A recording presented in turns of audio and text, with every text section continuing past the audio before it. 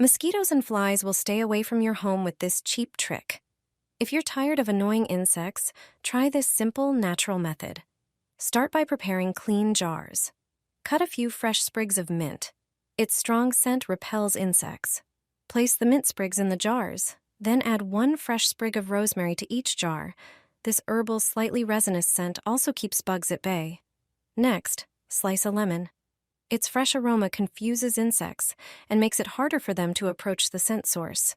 Add lemon slices to each jar. Now for the lavender.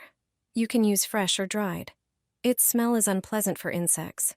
Add a few sprigs of lavender to the jar. Fill the jars with plain water. The water doesn't need to be warm. Add a few drops of natural essential oils, mint, lemon, rosemary, or lavender. These are especially effective at repelling insects. Place floating candles on top of the jars. Light them and you're done.